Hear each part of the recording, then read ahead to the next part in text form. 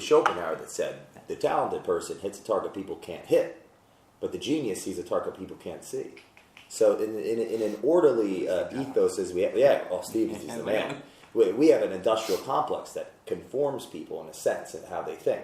So what occurred? Was it something that occurred to make you think outside the box in that regard? Especially because you climbed the hierarchy of education pretty damn good. Yeah. So where does that come from? Where's that? Outside the box thinking, that. Well, it wasn't always that way. So okay. Early on, it was always, hey, whatever you got to do to get good grades. And I tell people now that's not the right mentality. Okay. Especially how we learn, all of us here. You study for a test, you take it, there you go, you move on. Well, none of that is tangible moving forward. If you really don't understand what you learned and you can't apply it, what's the point of it? Yeah. He can attest to it. Same with engineering. You have to do certain things, but then when you're doing the work, it's not, I don't want to say it's not that complicated. It's a lot smaller what you got to do, and if you have to look up something, you can. So that was kind of...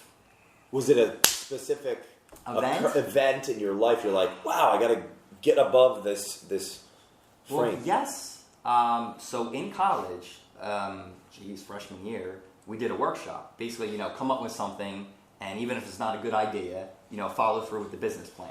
Try to market it, try to do this. We came up with snowboard bindings, a hybrid. Wow. And with that, I say that was something that kind of hit me because we're in college. No one in my group, per se, at Lehigh, had a lot of money. And we're like, wow, we could really sell this or do something with it. It'd be great. Well, we drug our feet. Okay. And I was checking patents and things, but guess what? Burton, who's pretty big in snowboards, beat us to the patent.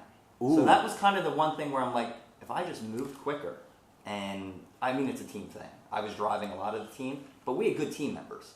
It's like something could have happened there. So that was something that kind of, kicked me in the butt. Before that occurred, did you have a different path you were thinking of going in academics, or did you stay on the same path? It just kind of hit you later?